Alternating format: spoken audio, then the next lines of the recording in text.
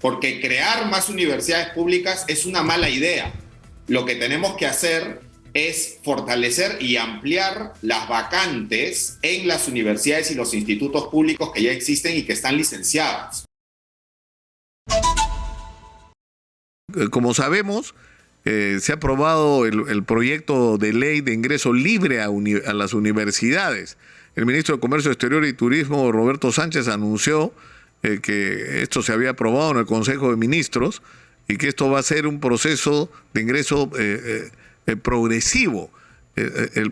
No tenemos los detalles de la iniciativa, pero estamos conectados en la línea en este momento para hablar sobre este tema con Jorge Mori. Él es director del Centro para el Análisis de Políticas Públicas en Educación Superior. Exitosa. Muy buenos días, señor Mori. Buenos días, Nicolás. La pregunta es ¿qué tan realista es esto? Es decir, ¿cuál es el sentido de esta decisión? Lo primero que hay que señalar es que no es un ingreso universal, es un ingreso libre focalizado para estudiantes de buen rendimiento académico y que no tienen los recursos para entrar a la educación superior. Entonces, no estamos ante un modelo de ingreso universal que evidentemente podría afectar la calidad de las universidades y los institutos. Porque un segundo punto bien importante es que no solamente es para las universidades públicas, sino también se ha incorporado a los institutos tecnológicos para poder tener todo el ecosistema de educación superior. Entonces, esta es una estrategia en verdad bien focalizada, ¿no? Y va a ser gradual, que no solamente involucra una nueva modalidad de ingreso, que va a convivir con el examen de admisión, o sea, no es que el examen de admisión se elimina, esta va a ser una nueva modalidad donde lo que se va a buscar es que los estudiantes de buen rendimiento académico y que no tienen los recursos tengan la posibilidad de alcanzar vacantes que muchas veces no acceden justamente por no tener los recursos económicos para hacerlo, ¿no? Ahora, el tema, lo que preocupa de todo esto es parte de qué estrategia es, ¿no es cierto? Hace un par de semanas, unos días, entrevisté al director regional de educación de Lima, que nos dio, el profesor Quintanilla, que nos dio información que resultaba alarmante, ¿no? Por los números, ¿no? 500,000 de estudiantes que deberían estar en Lima y Callao estudiando y que no lo están haciendo, o sea, desde los que no se matricularon hasta los que desertaron, los niveles donde bordeamos el 10% de calificación positiva a la hora que son evaluados, y la cantidad enorme y las condiciones en las que salen de los colegios, ¿no es cierto? Lo que plantea un tremendo problema. Él decía, en el Perú necesitamos como 300,000 técnicos anualmente y no producimos ni 100,000, por decirlo de alguna manera, ¿no? No ponemos en el mercado ni 100,000 técnicos y necesitamos 3 veces más que eso. Y se ha privilegiado la educación universitaria sobre la técnica, ¿no? En un contexto en el que todo está mal, ¿no es cierto? Todo, o sea, por falta de recursos. Es decir, la situación es dramática y la pregunta es, ya, ¿cuál es nuestra estrategia? Bueno, por lo menos el profesor Quintanilla parece tener una, ¿no? O sea, él tiene claro sus objetivos, sabe a dónde quiere llegar, pero la sensación que uno tiene por momentos es que falta que esto sea compartido por todas las autoridades gubernamentales y por toda la clase política, incluyendo el Congreso de la República, ¿no? Desde el 2020 existe una política nacional de educación superior que justamente busca englobar todo el tema, y tú has tocado un tema fundamental, ¿no? Lamentablemente en los últimos años nos hemos concentrado mucho en lo universitario y hemos dejado de lado la educación tecnológica y la educación técnica. Un ejemplo de ello es que hace más de 2 años el Ministerio de Educación no abre la ventanilla para permitir el licenciamiento de institutos de educación superior. Entonces tú ahorita no tienes cómo institutos puedan crear nuevas carreras con condiciones de calidad, ni se puedan abrir nueva oferta. Entonces yo creo que en los últimos años lo que ha pasado en el país es que nos hemos centrado mucho en la discusión universitaria, y creo que es importantísimo incorporar la problemática de los institutos que están viviendo, porque es una problemática muy seria y en algunos casos es más seria que el tema universitario. en un país como el nuestro, donde, como tú bien lo has señalado, el mercado laboral lo que demanda son más técnicos que universitarios.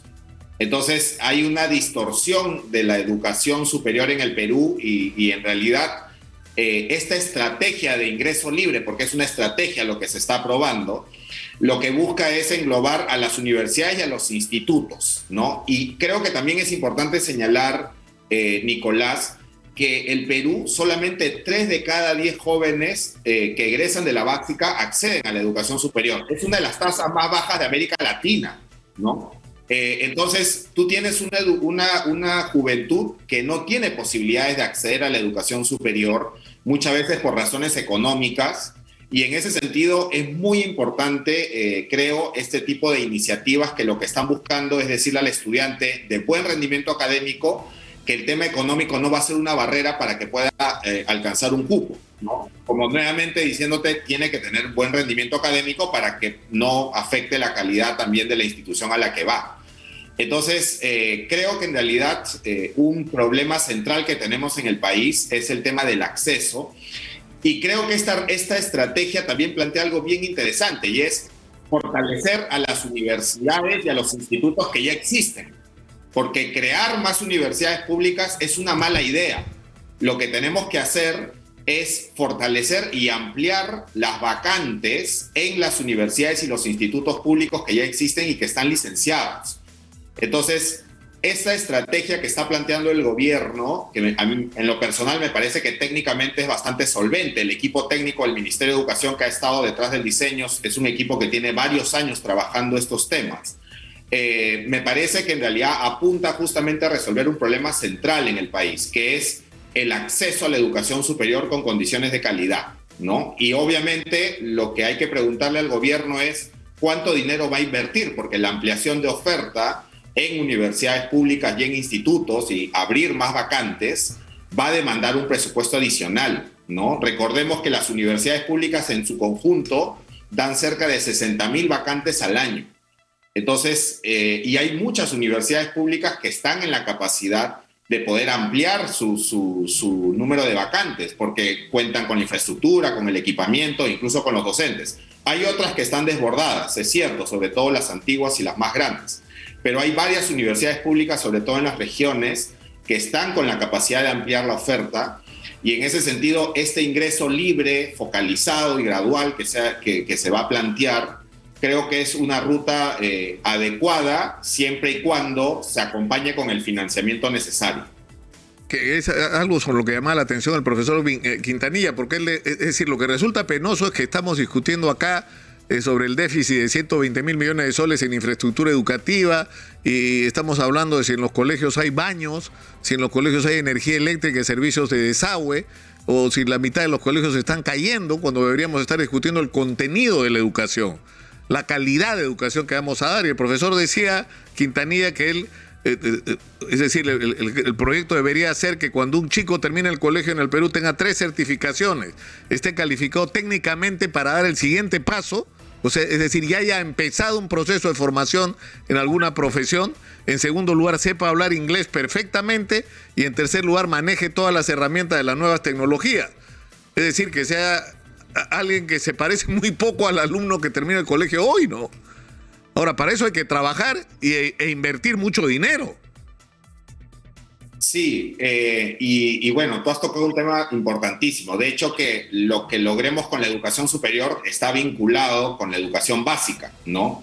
Y en este caso, el ingreso libre lo que te resuelve o lo que busca resolver es el problema del tránsito, ¿no? O sea, por ejemplo, los centros preuniversitarios en muchas universidades públicas es una traba para los estudiantes de menores recursos que no pueden pagar la pre.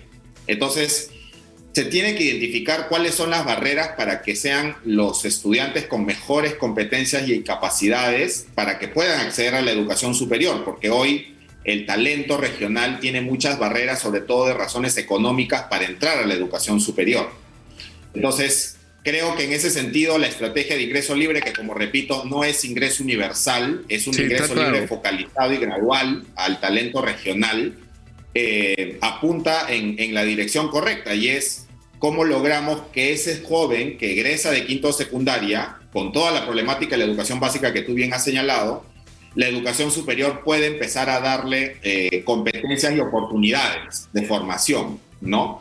Y por eso creo que también hay que insistir en la necesidad de que el Ministerio de Educación atienda la situación urgente de los institutos y la educación técnica, ¿no? A veces la agenda pública se centra en lo universitario, pero creo que hay muchísimo por hacer por los institutos y la educación técnica, ¿no? Hay mucho en términos, como mencionaba, por ejemplo, el proceso de licenciamiento, que ya es más de 2 años que el Ministerio de Educación tiene la ventanilla cerrada y no admite nuevos expedientes en un contexto de crisis económica como la que estamos viviendo. Y donde lo que necesitamos es precisamente esa educación técnica. Jorge, muchas gracias.